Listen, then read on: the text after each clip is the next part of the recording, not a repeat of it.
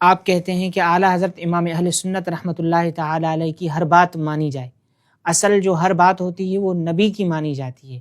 تو اعلیٰ حضرت کے بارے میں اتنی شدت آپ کیوں اختیار کرتے ہیں؟ اعلیٰ حضرت رحمۃ اللہ تعالی علیہ کی ہر بات مانی جائے، اس کا مطلب ہم نعوذ باللہ یہ نہیں کہتے کہ اعلیٰ حضرت رحمۃ اللہ تعالی علیہ کی ذات کوئی نعوذ باللہ نبی کی ذات ہے کہ جس کی ہر بات نبی کی طرح ہوتی ہے، ایسا کوئی ہمارا قول نہیں ہے۔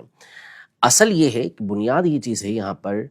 کہ اللہ تبارک و تعالی نے امام اہل سنت رحمۃ اللہ تعالی علیہ کی ذات گرامی کو وہ مقام اور مرتبہ عطا فرمایا کہ آپ نے بنیادی اعتبار سے جو فروعی مسائل ہیں، یعنی فقہی مسائل ہوتے ہیں، ان کو بھی اس خوبی کے ساتھ بیان کیا ہے، اس تحقیق و تفصیل کے ساتھ بیان کیا ہے کہ جو فقہ حنفی کے مطابق سب سے معتبر قول ہوتا ہے۔ اب بلا وجہ کوئی شخص یہ کہے کہ نہیں اس سے ہٹ کے مسئلہ ہو سکتا ہے، تو یہ ایک الگ بات ہو جاتی ہے اور یہ فضول بات ہو جاتی ہے۔ ہم فروعی مسائل کو اگر دیکھیں جو عام طور پہ مسئلے ہوتے ہیں جو عقائد سے تعلق نہیں رکھتے، اس میں بعض لوگ کہتے ہیں اعلیٰ حضرت سے اختلاف ہو سکتا ہے۔ ٹھیک ہے، اگر اختلاف ہو سکتا ہے تو کس چیز میں اختلاف ہو سکتا ہے؟ اختلاف تو نبی پاک علیہ السلام کی ذات کے علاوہ کسی سے بھی ہو سکتا ہے نا، انبیاء کے علاوہ کسی سے بھی ہو سکتا ہے اختلاف تو۔ لیکن ایک تو آپ صرف بات کر رہے ہیں کہ یہ اختلاف ہو سکتا ہے، لیکن آپ بتا نہیں رہے کہ بھئی کس چیز میں اختلاف ہے۔ مسائل فقہیہ میں اختلاف ہے، کون سا مسئلہ ہے کہ اس میں اختلاف کرنا چاہ رہے ہیں؟ آپ نے کہہ تو دیا لیکن کس مسئلے میں اختلاف کر رہے ہیں اس کا کوئی جواب نہیں ہوتا۔ ایک تو یہ بات۔ دوسری یہ بات کہ ظاہر ہے کہ اختلاف کرنے والا جو ہوتا ہے اس کی علمی حیثیت بھی ہوتی ہے۔ اب ایک شخص جو ہے وہ ابھی اس نے پڑھنا شروع کیا، ایک آدھی کتاب اس نے پڑھی یا اس نے درس نظامی شروع کیا، پہلا درجہ پڑھتا ہے، اب وہ کہتا ہے کہ میں اس وقت کے سب سے بڑے مفتی سے اختلاف کرتا ہوں، تو کہنے والے اس کو کہیں گے کہ یار یہ کیا آپ کر رہے ہو؟ یعنی ایک نرسری کا طالب علم یا پرائمری کا طالب علم جو ہے، اسٹوڈنٹ جو ہے، وہ کہتا ہے کہ مجھے پی ایچ ڈی والے سے اختلاف ہے،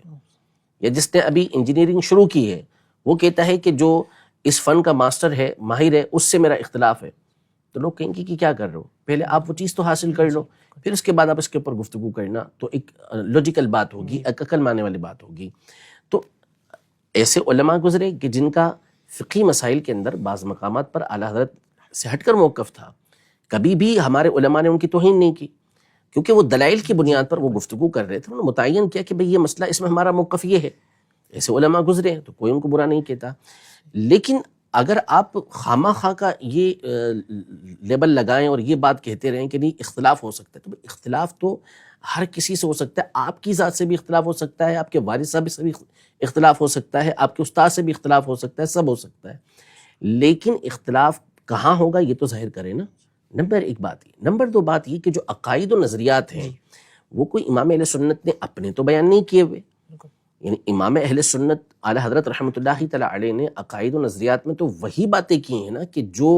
نبی پاک صلی اللہ علیہ وسلم سے ثابت ہیں، جو صحابہ کرام اہل بیت اطہار رضی اللہ تعالی عنہم سے ثابت ہیں، ان کے بعد چلتی ہوئی آ رہی ہیں۔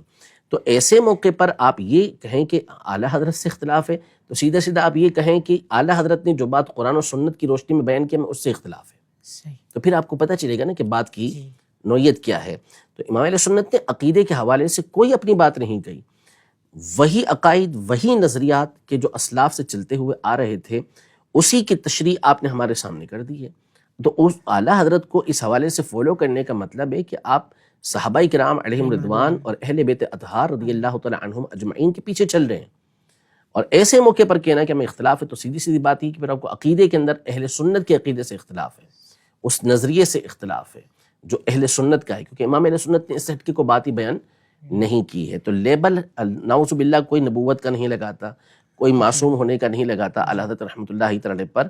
آپ کو اس اعتبار سے حجت و دلیل مانا جاتا ہے کہ جو آپ نے باتیں بیان کی ہیں وہ وہی بیان کی ہیں کہ جو فقہ حنفی کے اندر مفتبی اقوال تھے، معتمد اقوال تھے